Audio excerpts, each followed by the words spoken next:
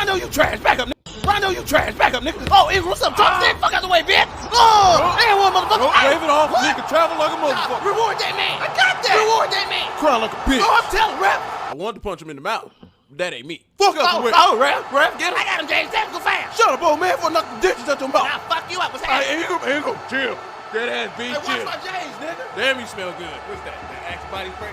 Shoot, that wasn't me. They know I don't fuck around. Not the first time I seen a flop. You heard my album? You're better than that, Ingram. I'm about to disrespect you. What you gonna do? As soon as the ref walk away. Fuck this. Tactical foul. I'm just in my B-boy stage.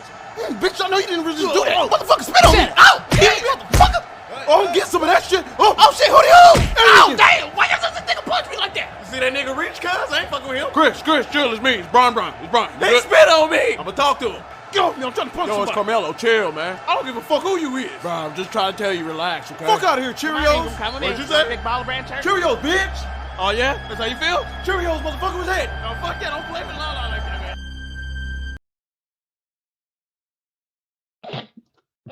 man.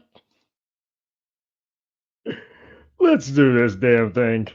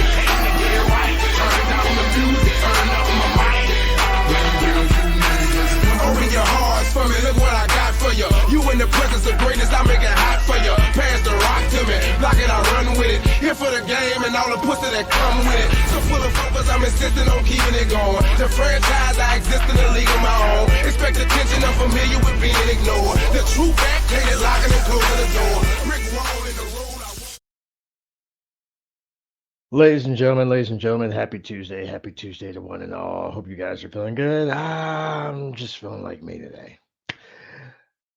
This is the Captain Ron Johnson.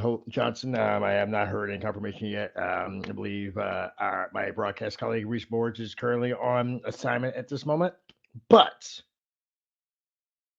as always, or it could be just a matter of him suffering from a hangover from having to deal with the ending of WrestleMania, because apparently a guy named Joe wanted to feel special. But we digress. Week 7's in the books. Week 7 was probably the moment in which everybody on the planet who's pretty much been following the XFL this year, they all pretty much were already sticking their picks. Yeah, there was no way that anything could be happening that could just change things up. There's no way that anything monumental could possibly have anything to do with the way most people are feeling heading into Tuesday. And as Tuesday comes to a close for most of us, it is safe to say that there nothing could have possibly changed. Wait. Something doesn't feel right. Something feels off. I mean, I still got the goosebumps from week 1, the opening game. But then again, I'm picky. If you hadn't noticed, I am a favoritist. So I love it. Would you like the good news or the bad news, folks? Good news is that week 7 did sit here and actually provide a good kind of neck and neck moment, especially with the fact that two teams are on a collision course, all pun intended, and none in some cases, to hash out their differences with their week 9 update. So literally next weekend, not this coming weekend, but next weekend, Seattle and St. Louis are indeed on that collision course as they prepare. I guess this is one of those cases of when you just have to decide exactly who's going to do what and how big and how bad. But that's week 9. We still got to get through week 8. We have to sit here and talk about week 7.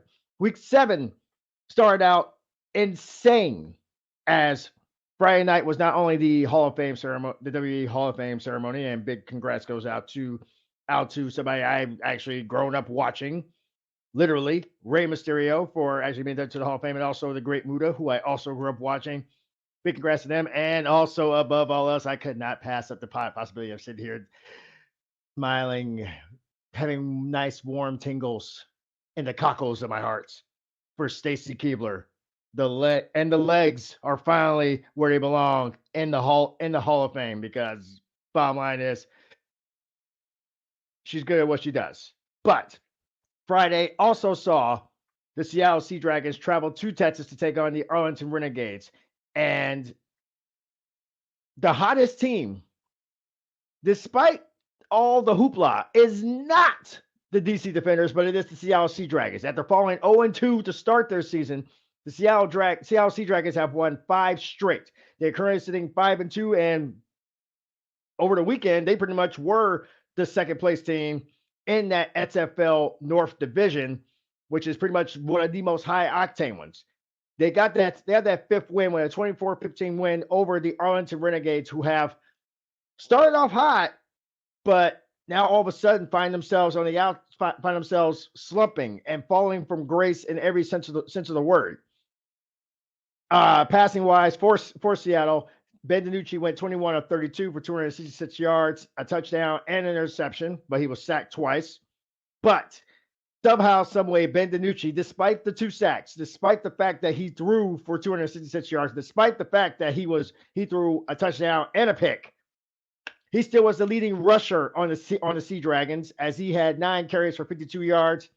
TJ Hammond, 7 carries for 45 yards, and Darius Bradwell, 6 carries for 18 yards.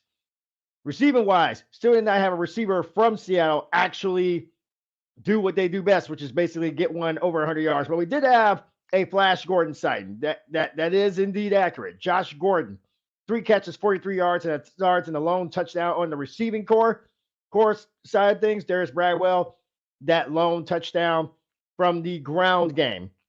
How big was this game? Here's how big this game was. A win for Seattle keeps them neck and neck with St. Louis. A win for Arlington keeps the likes of San Antonio and Orlando kind of beating at the door, but not able to Sparta kick it down. That's obviously could have changed. Well, actually, that did change. Big shouts out to Kelvin McKnight, who had four returns for 100 yards in this game. Pretty damn impressive in any way, sense, or form. And Dominic Eberle, 3 field goals made out of 3 attempts, with his longest being 48 yards.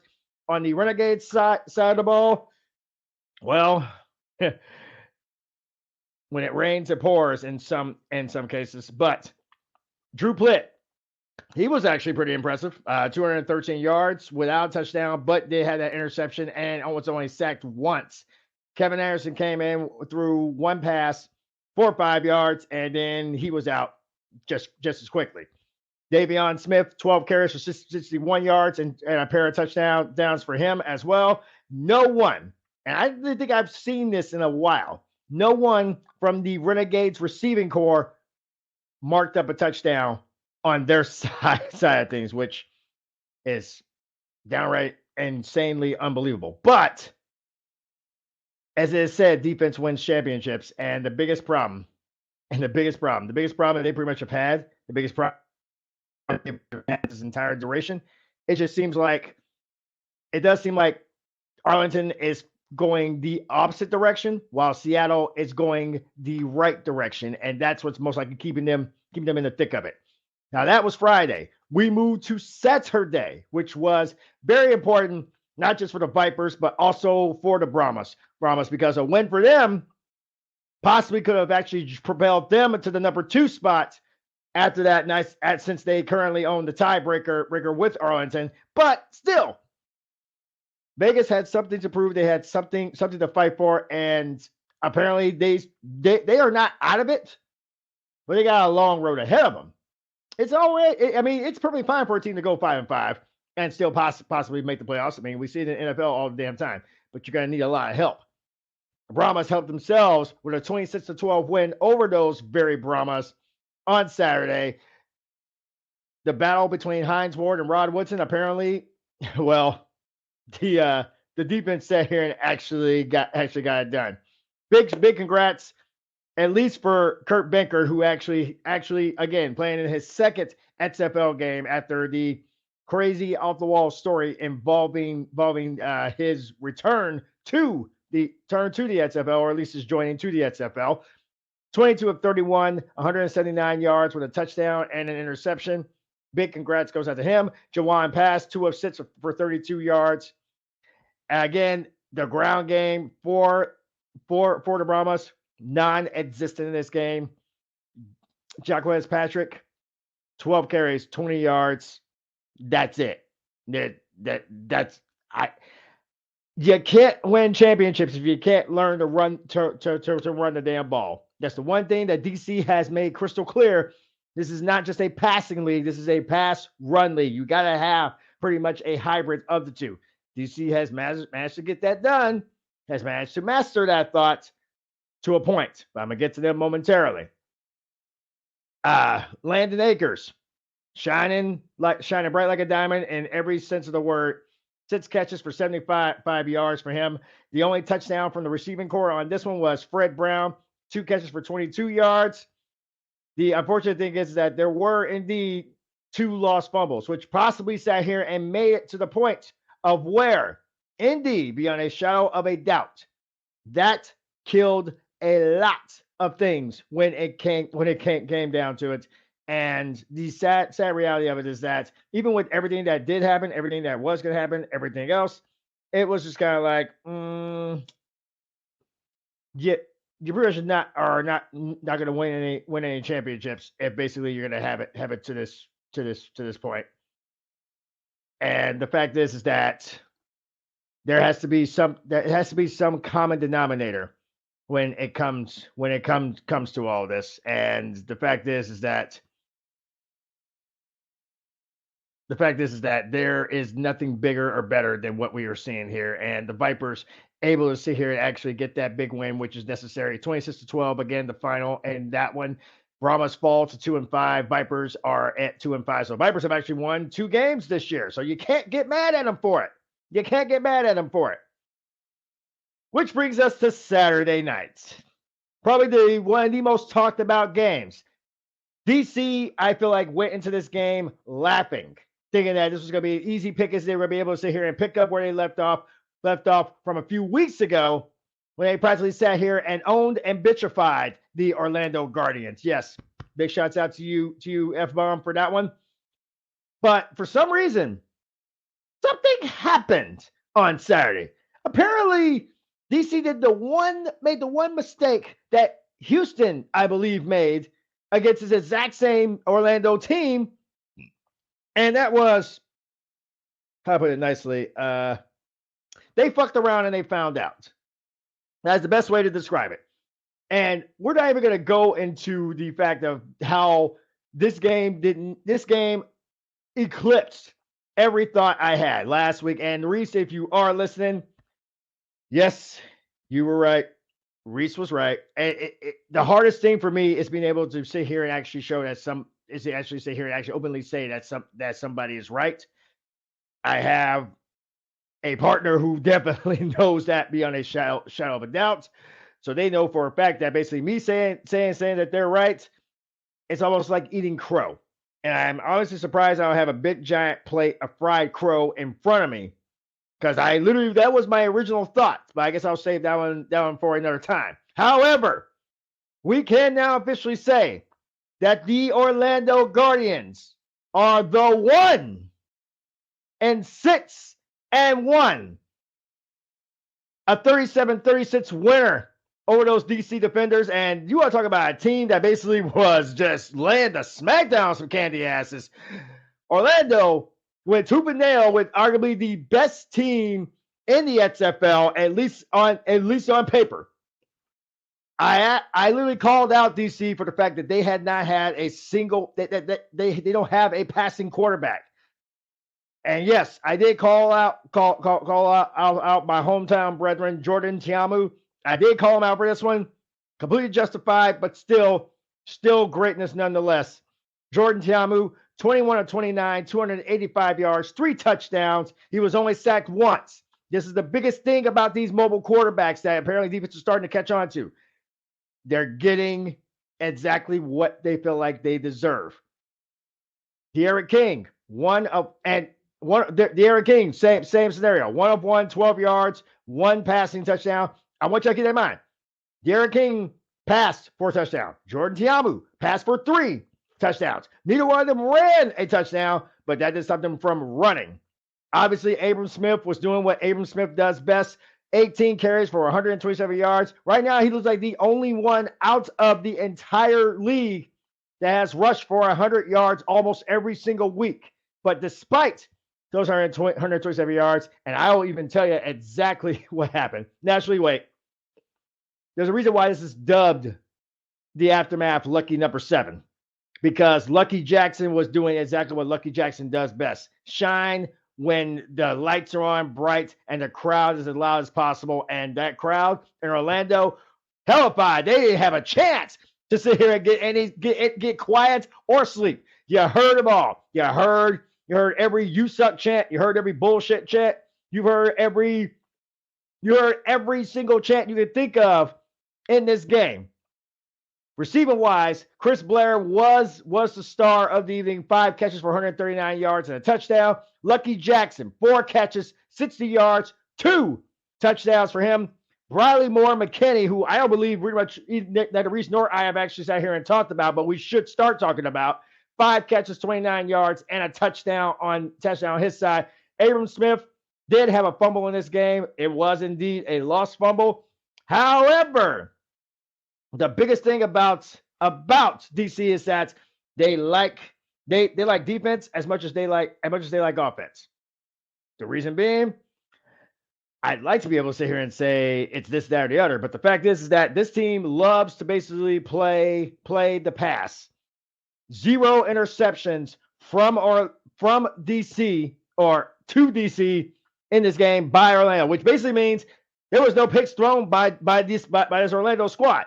And also keep this in mind. Here's the other big thing. Matthew McCrane, I am giving you the heads up right now. Do not be surprised if you get the Nick Folk circa Tampa Bay treatment from the one and the only Chisel Adonis later on today. I know he is working on his game highlight commentary for week 7. And I'm going to tell you right now, Matthew McCrane, you are definitely going to have to do exactly what he has done to almost every single kicker who has ever sat here and screwed the pooch on this one. And that would be putting your motherfucking head back down. Because, to put it as nice as possible, nobody wants to blame anybody, but I will. Matthew McCrane, 0 for 2 on field goals. 2 key field goals that could have easily sat here and got DC to win on this one. DC suffers its first loss of this 2023 campaign. I'm very curious as to how this is going to sit here and work out for them, considering the fact that this weekend they got to dance with the hottest team in the XFL, the Seattle Dragons. More on that one momentarily. And our final game of this week, and this is going to be the fun one. This is a fun one for me personally. Obviously, if you hadn't noticed, I'm battle hawked out. The St. Louis Battlehawks and the Houston Roughnecks, I was happy about how they've been playing against teams that I'm not going to say is beneath them, but teams that are not playing up to par to the best of the standards. I wanted to see how this team was going to react to the Roughnecks, and they delivered. In every sense of the word, this team did exactly what they need to do. And the best part about this one is that I have been on AJ McCarron's ass a lot a lot this season because of the picks, because of the turnovers, especially the turnover that pretty much ended their march against DC when they were in the Dome a few weeks ago. I was incredibly pissed about that one, but he stepped up to the plate on Sunday. 26 of 34, 222 yards, 3 touchdowns, 0 interceptions. He was sacked 3 times, but they were minuscule at best. He did get hurt on a nice little quarterback sneak, but he was out for a couple of plays, came back in, rose to the occasion like a phoenix rising from the ashes. But Nick Tiano, this kid actually impressed me in his short time. He's got good reaction time. He is great as a backup. I cannot wait to see this kid as a starter. But Nick Tiano definitely did it. 1 of 2 for 5 yards. 5 yards. Did not get any touchdowns out of that one. Brian Hill would be the one that possibly could have sat here and gotten the wag of the finger if he hadn't stepped up to the plate. 11 carries, 53 yards, no touchdowns on the ground by these Bellhawks teams who have ate, slept, and breathed. I don't even know the fucking past tense of that one. Ate, slept, breathed. Like what the hell is that? God bless America. But I digress. Brian Hill had two big fumbles. The first one was probably the first play of the game, which he coughed up that ball, and it was one of those that if you blinked, you missed it. Same one with the second one, the one that actually got the Roughnecks back into this game, because their offense was ass. I'm not kidding. I wish I made that up. Their offense was ass, which I will actually give you those results in a moment. Darius Shepard, doing what Darius Shepard has done all season, impressing the hell out of everybody. 7 catches for 70 yards and a touchdown on this one. Hakeem Butler, who had a lot of his hometown Houston crowd in attendance for this one. 4 catches, 27 yards, and a touchdown on him as well. Gary Jennings, 2 catches, 26 yards, and a touchdown. This was a team that pretty much did what was necessary to get the job done without any question whatsoever. The team itself as a whole, 2 sacks two sacks during this game, and there was actually an interception as well, as Brandon Sebastian had a nice, beautiful interception to keep Houston out of the end zone on their first drive after the fumble. Donald Hagman, probably the kicker that nobody's talking about, now has the record for the longest field.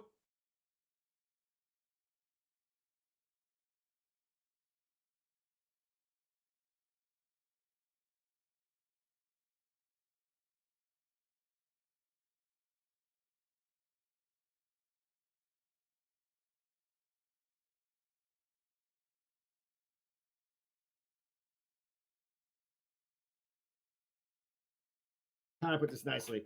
Mosh doesn't work right. That's usually how it works. How amazing how is it that this is pretty much what happens every single time I sit here and I start sitting here kicking off the cast box. But actually, no, I don't even need my props for this one.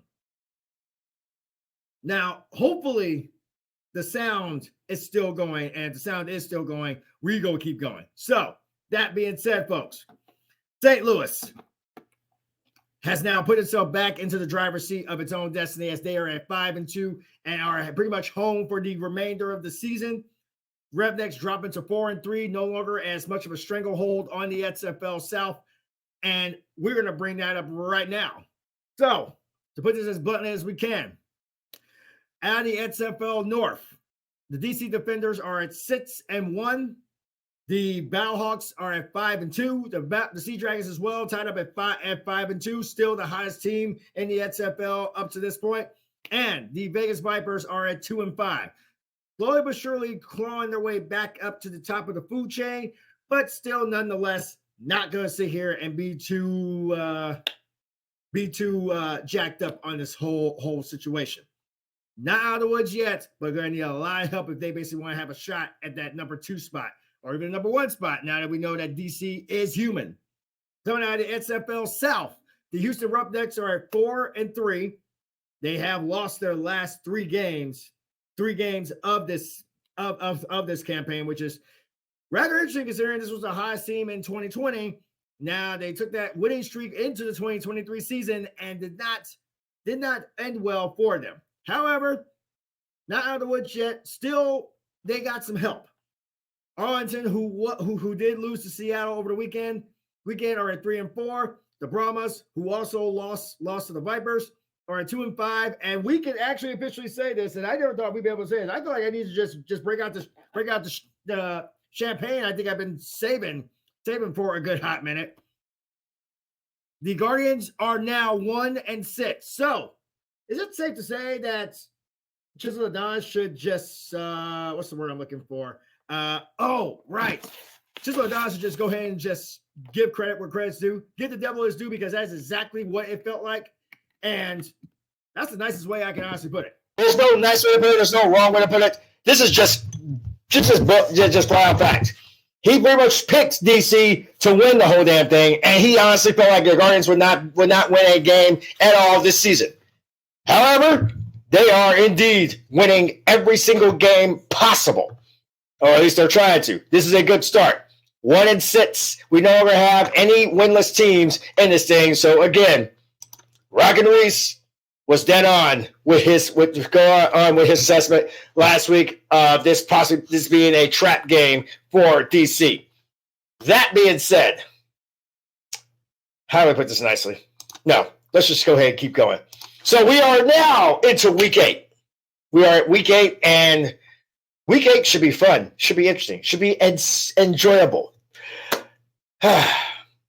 And week 8 indeed will be just that, as we will literally go back to our regularly scheduled programming.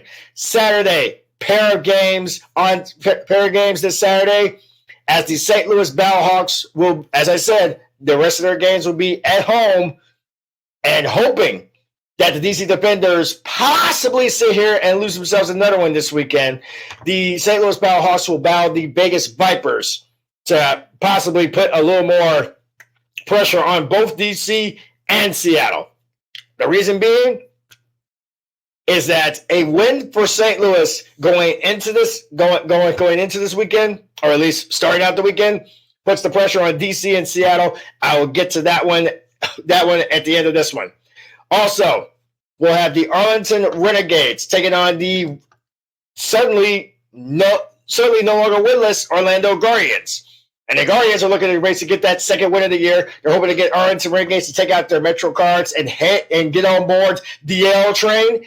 And I feel like they could, which is going to be even more interesting, because a win for the Guardians and a loss for the Renegades means the Renegades could possibly find themselves one game ahead of these very Guardians, who started the season 0-6. Let's keep that in mind, folks.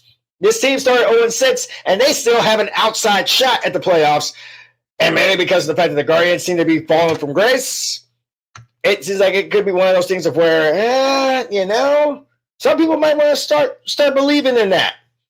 Then we also have another battle of Texas, obviously, because Houston, Arlington, San Antonio, they're all in Texas. They practically, that's the entire South Division with the exception of Orlando. But I'm almost certain there are some Texans who believe that Orlando's in Texas, and some Floridians who believe that Orlando's in Texas as well. However, Houston will be battling San Antonio on Sunday, and that one's going to be a nice one. If you're trying to watch these games, folks, Saturday, April 8th at 1 Eastern, the Battlehawks will do battle with the Vipers in the Dome. If you have not gotten your tickets for this one, the coach is calling for it. The players are calling for it. I'm calling for it. Get your tickets now. There are still some tickets available, and that is a big damn deal when it comes to this one, because we're trying to basically break another record. I believe they are actually going to open up the upper bowl if they run out of tickets for the lower. And it kind of looks like they are about to run out of tickets for that lower bowl. So get your tickets now if you don't want to stay here and move yourself a little bit higher. Guardians and Renegades, they'll also be playing at 4 Eastern.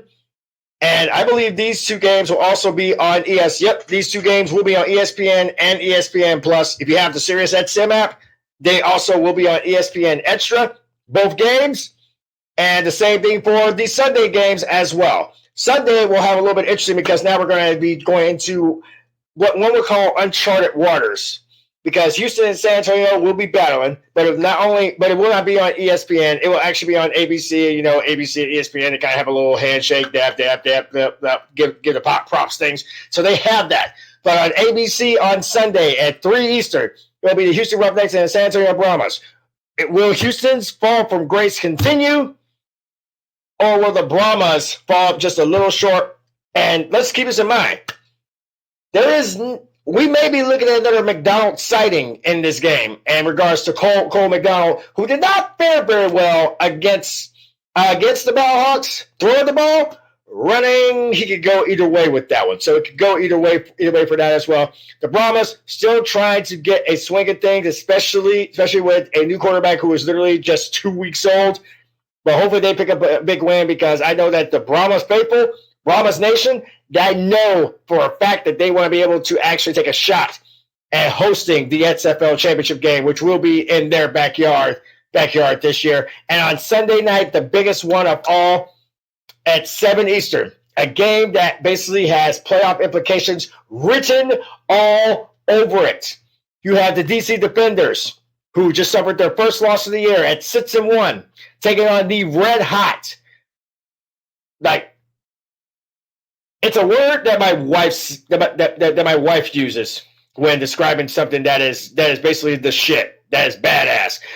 The Sea Dragons are fire. That's the best way I can that's the best way I can even sit here and incorporate them. This team is on a 5-game winning streak, hoping to make it a 6-win for the Dragons. If they take that up to that 6-game winning streak, I want you to picture in your head how this is going to look for the XFL North. You have the DC Defenders, St. Louis Battlehawks, and Seattle Sea Dragons all tied at 6-2. That is if the Battlehawks get the win over the Vipers, and that is, of course, if the Sea Dragons get it done against the Defenders. I have literally called out teams to be humble. Houston got theirs by those very Sea Dragons just a couple of weeks ago. DC got theirs against that Orlando squad last weekend. This is how big this is going to be when it comes to the DC and Seattle. Because the fact is that, how do we put this nicely? There is no way to put this nicely. This is probably going to be the game of the week. This is the game of the year. Because this right here is probably going to be one of those things that's going to be like, you know what? I kind of want to just, sit here and just take that ball and run with it. And I'm not kidding. I'm gonna be as honest to you as I possibly can. There is no better feeling than knowing that you can get that job done, that you can get it done, that you can deliver, because this probably was the biggest upset in XFL history and pretty much this season, with the fact that a team that looked like nobody could touch them, that nobody can unscathe them, that nobody could beat them, and lo and behold, they got beat. They got beat in every sense of the word. And if there is any moment where I am waiting for that chisel the Adonis moment, this is it. This is definitely going to be it. So I'm pulling up the rankings up right now. So we're going to take a little moment to just kind of get everybody squared in this one. While we're pulling up the rankings, because as I said, Reese is usually our numbers guy for this one. So later on tonight at about 6 p.m. Bear in mind, the times I give you now are all going to be specific times, so I plan accordingly. 6 p.m. tonight is going to be Deuces Wilds with my boy Burnsy, Eric Burns.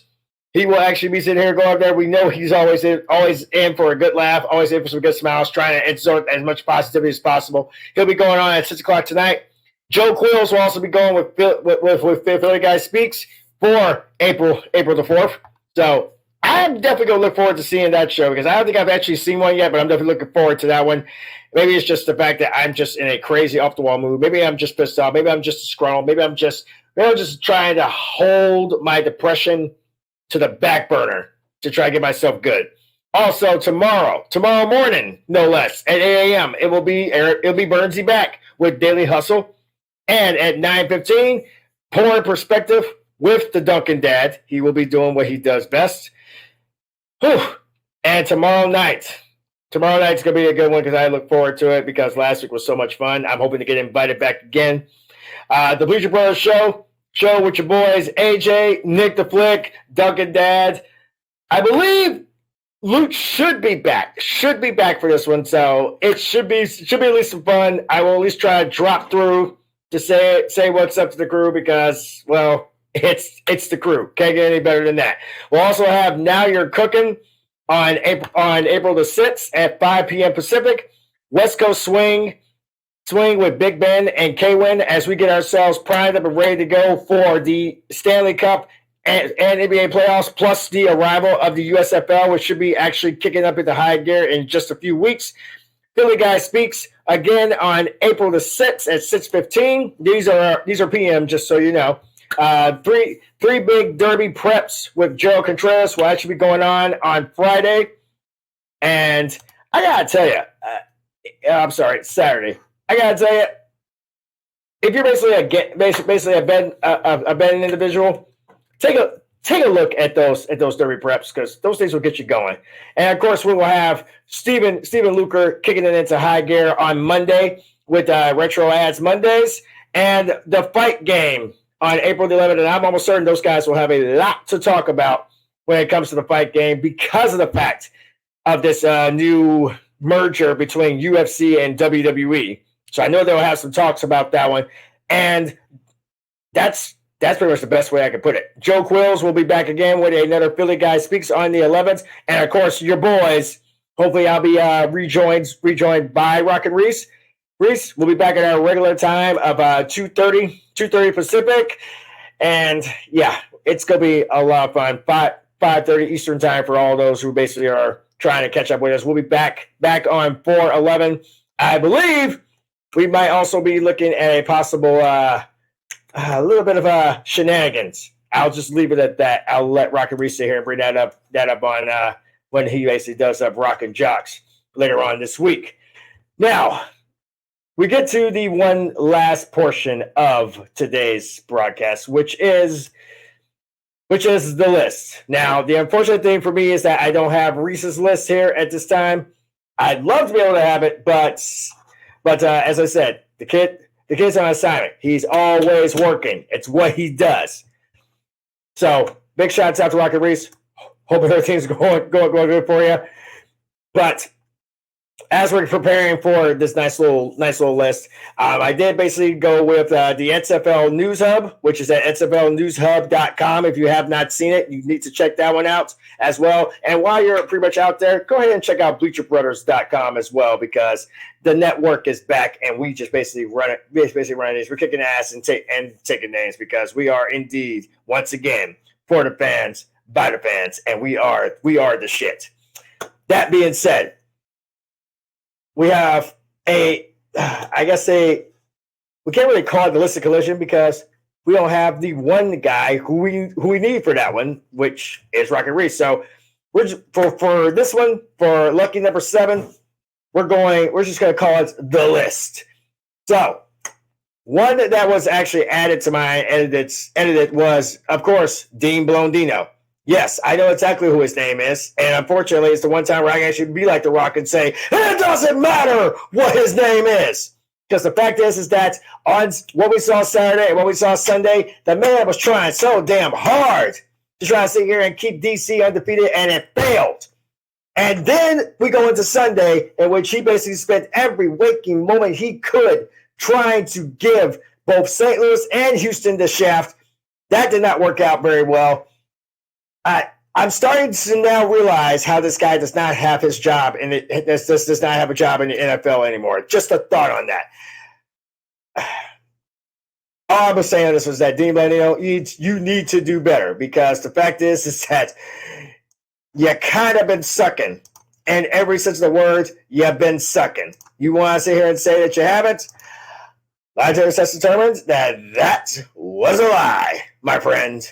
Sorry to disappoint you, but the fact is that you have been that person. And the unfortunate thing is that you're going to have some good company. So you are one of our winners of our new last place award. In case you're trying to figure out in your heads what the hell we're talking about, we'll get there as well. The the Aftermath has decided to actually start unveiling what we call the Dummy Awards. And if you ever have been a wrestling fan, you know who Eli Drake is. You know who LA Knight is. He has a certain catchphrase that basically has become the be-all, end-all when it comes down to it. The guy said it. We enjoy it. We enjoy the holy hell out of it. And to put it as nice as possible, well, let's just say, what the hell? I'm just gonna be that person. I'm gonna be that person because, quite frankly, I deserve to be that person. The best way I can honestly say this is that, I'm gonna do that. Sorry, folks. So this is actually kind of weird, basically doing this one without Rocket Reese in tow, but we're gonna sit here. We're gonna make the best of it. So let's go to it. Number eight for this one was the Orlando Guardians for the XFL. The XFL's power rankings from the XFL Hub. They picked the Orlando Guardians, despite the fact that they just sat here and shocked the world by beating DC on Saturday night. I actually chose Arlington because this is a team that has such good promise, has a Hall of Fame coach in Bob Stoops, and the guy has not been – it's like something's missing from the Bob Stoops that actually was a man of fear in Oklahoma with the Sooners, and the way he was when Arlington the first time, because this is not the same Arlington team back then. I don't know, maybe it was the fact that basically they changed the name from Dallas to Arlington. Maybe that has to do with it. I don't know, but I can tell you this right now. Arlington is at the bottom of the basement just because of that. Not going to feel entirely bad about it, but these things happen. Which brings me to number 7. And on this one, XFL News Hub and I both have actually agreed on this one. The San Antonio Brahmas actually are our number 7. The Brahmas, it's like some of us all have our fingers crossed for hoping that the Brahmas actually have a legit shot at the playoffs, which they do. And as I have said before, like literally there isn't anybody mathematically eliminated from playoff contention. This is literally a game literally separates all 4 teams in the XFL South. I don't know if that's basically showing that the North is a stronger conference, or if the South is just more competitive. I'm not sure which way you want to play with this one, but that's how it goes. For our number 6, again, the Hub and I agree on this one. Now, I haven't seen their listing. I haven't seen their rankings. They haven't seen mine, but it is pretty nice to sit here and see that we both literally are in that same kind of plateau. Number 6 for them and number 6 for me was the Vegas Vipers. This is a team that knew that they had to win to keep their playoff hopes alive. I feel like if a team gets that 7th loss, then they could possibly be mathematically eliminated. The Vipers are not there yet. They are at 2-5. The unfortunate thing for them is that they also happen to be in the toughest division, or at least the toughest conference to this point. I mean, the 3 teams above them all pretty much have winning records up to this point. One of those teams happens to be on a 5-game winning streak, and one of those teams happens to have suffered their first loss. That may piss them off just a little bit, but Vegas getting it done last weekend over San Antonio, that definitely helped them out in every sense of the word. Which brings us to number 5. And this is where the Hub and I our lists start kind of splitting in a sense of the word, at least up to this point, and a couple of picks that we have.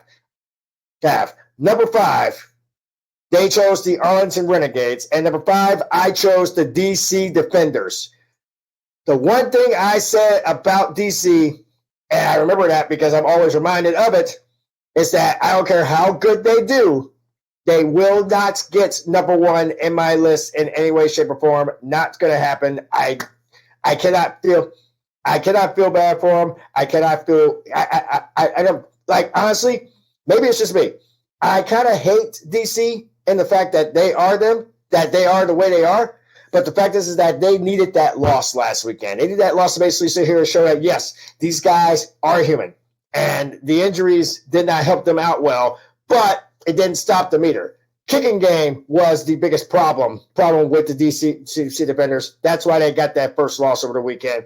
That's why the Guardians have their first win of the season. So, that being said, number 4, we actually get ourselves back on track. In fact, I'm pretty sure we're back on track all the way up to the top to the top team. So I could possibly pull this thing out now, since we're already having a conversation. So, number 4 is indeed for both the XFL Hub as well as the captain's list. It is the Houston Roughnecks. Again, a team that has fallen from grace in every sense of the word. This is how bad this is. The Houston Roughnecks started out hot. They were one of those undefeated teams, but then they took a trip to Seattle, and it just literally went to shit after that. Houston basically found themselves in really bad territory, as now they find themselves on a 3-game losing streak and on the verge of possibly losing that top spot in the XFL South. So while the North looks like it has at least one of its 2 teams for its conference championship, the South still kind of up in the air, and that's what's probably going to end up sitting here coming back to bite a lot of people in the ass, especially when it comes showtime. Number 3 for the Hub as well as the captain is the Seattle Sea Dragons, sitting pretty at 5-2. Team is the hottest team in the XFL, and you know how I feel about Seattle teams. And in case you don't, trust me, it is going to get a lot crazier a lot sooner. That being said, I actually feel good about Seattle and the way they are right now. I like how they're doing. I like how they're feeling. I like how basically they are sitting here just running things. So the Seattle team, I'm actually going to give that number 3 spot. So I am actually with the Hub on that one because, quite frankly, they actually outright deserve it. So Seattle Sea Dragons, congratulations. You are 5-2. A win over DC, possibly. I would explain how huge a win over DC would mean for the Seattle Sea Dragons. Because while they are tied at 2nd with the Battlehawks, a win over the Defenders could put the Sea Dragons at number 1, and a win for the Battlehawks could put them at number 2. So it could be Seattle versus St. Louis for the XFL North Championship in just a few weeks. This is how big of a win this would be for Seattle if they can get it done against DC in literally just a few days. Number 2, the XFL Hub and I both also agree on our number 2, and that is my hometown boys. That is my boys, my dogs, my homies, my brothers, the St. Louis Battlehawks. They are at number 2. They actually pretty much have earned that one. And the fact is that St. Louis, I think we were all pretty much waiting for St. Louis to actually show us some kind of promise. And being able to sit here and actually minimize the turnovers, minimize the sacks, minimize the mental mistakes. Definitely don't leave your games in the hands of Dean Blondino unless you flat out are assured and guaranteed to actually hope for a miracle, because they ain't gonna get one out of this guy anytime soon. I will say this much at least. It is pretty good to basically be able to sit here and actually say St. Louis could be looking at a possibility, could be looking at a chance to have themselves a shot at the championship, because this is a team that literally has been wanting to put themselves in that spot, or at least close to that spot. And now they get the chance to do just that. So I'm actually looking forward to it. I'm actually excited about it. I'm feeling pretty damn good. And the fact is that I honestly feel like this is going to be exactly what it needs to be. So I'm looking forward to it. I'm looking forward to all of this mess. I am excited. I'm pumped about it. But that being said, let's go to before we get to the number 1, let's go to our number one. Let's basically run them down again. So, number 8 in the hub is the Orlando Guardians. Number 7 is the San Antonio Brahmas, and number 6 is the Vegas Vipers. Mine's was basically the number 8 was the Arlington Renegades. Number 7 was the San Antonio Brahmas, and number 6 was the Vegas Vipers. So we're about close to neck and neck, but unfortunately, Aaron, I don't want Orlando to do this. I'm not basing this off of basically the XFL news hubs list. This is basically just off the captains alone. So Dean Blondino, Arlington, San Antonio, congratulations. You have earned this week's Dummy Award, which means you get this. Dummy, yeah. Yeah. Dummy, yeah. Yeah. Dummy, yeah. Yeah. Dummy, yeah. Yeah. Let me talk to you. Which brings us to number 1. Oh, I'm sorry. We're going to go to this one. Number 5 for our 5, Arlington for the hub, DC for the captain. Number 4 for both was Houston. Number 3 was Seattle. And number 2 was St. Louis. This is where things get interesting because, shockingly enough, their number 1 and my number 1 just locked horns just a few days ago.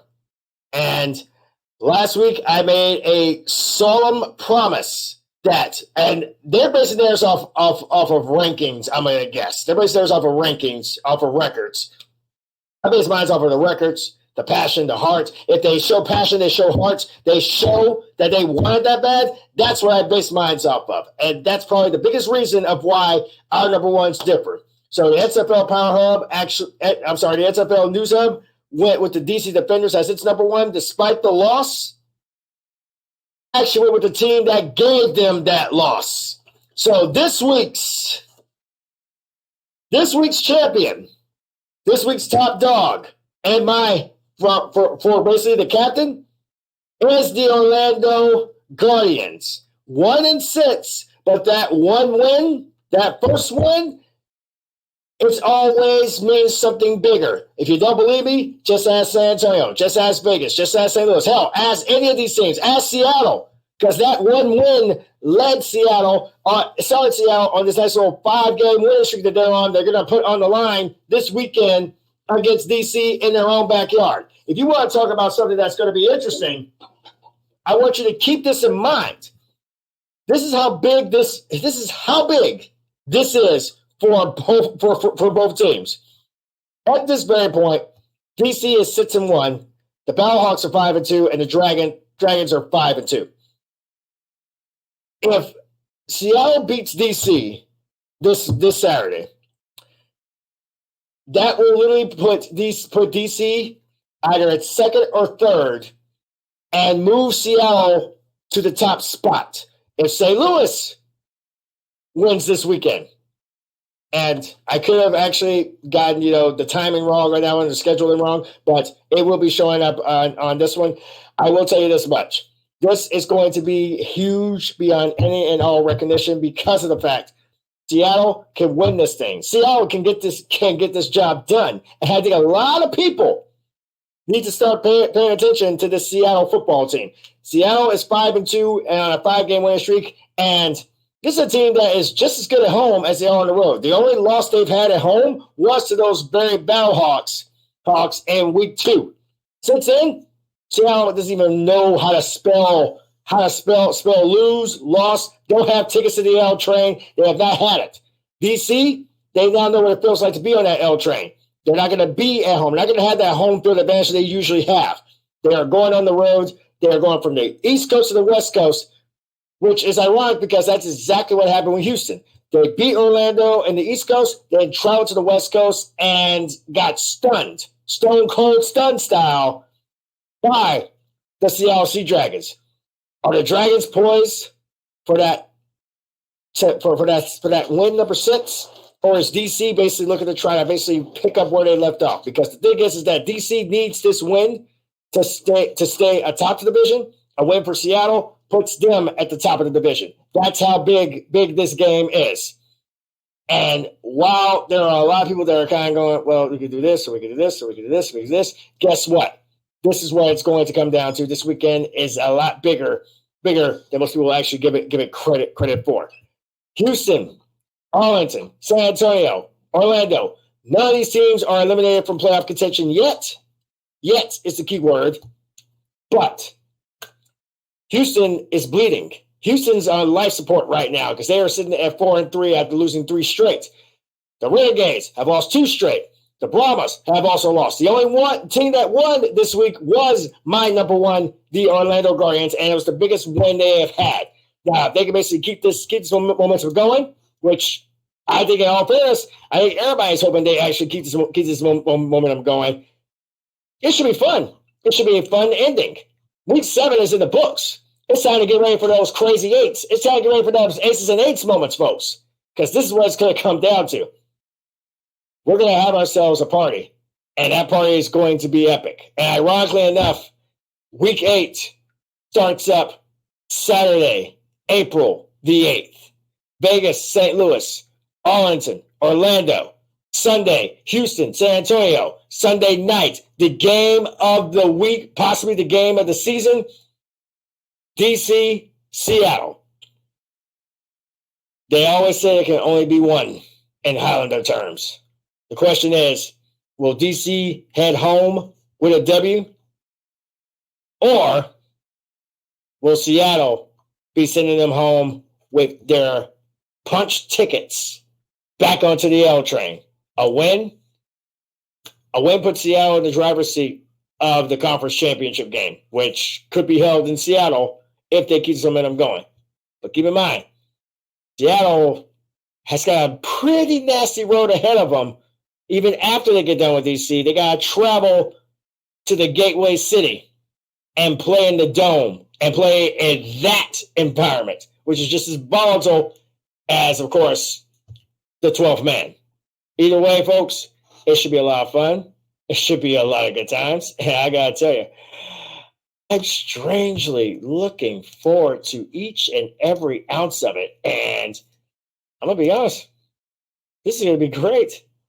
And, of course, if you ain't ready yet, I got to tell you, I can't do any further than what I've already done for you. Again, this has been the Aftermath. Thank you all for watching. XFL, I think it's time for you to go ahead and make that phone call. We waiting for you. On behalf of all of us here at Bleacher Bears, have yourselves a great and enjoyable weekend. We will see you guys tomorrow night for the Midweek Sports Show. Oh, and what's that other thing? Since that's something else we seem to be doing. Oh, yes, that's right. As I said, I wanted Reese to be able to sit here and actually sit here and talk about it, but he's not with us right now. But hopefully everything is good with him. Just want to give you guys a little heads up. As we told you guys last week, the course is coming to No Filter. And I believe we're starting, just before the NBA playoffs, before the NHL playoffs, and I believe we should be at least in the thick of the spring portion of MLB. And, of course, the NFL draft should have already been done by now. So there's a lot of crazy shit to go. And if y'all ain't seen us yet, y'all obviously ain't been paying attention. On behalf of all of us at Bleacher Brothers Sports Network, as well as my buddy Rockin' Reese, and for all of us, thanks so much for watching. Have yourselves a good night. Prepare for another wild weekend. We'll see you next week for Crazy Eights.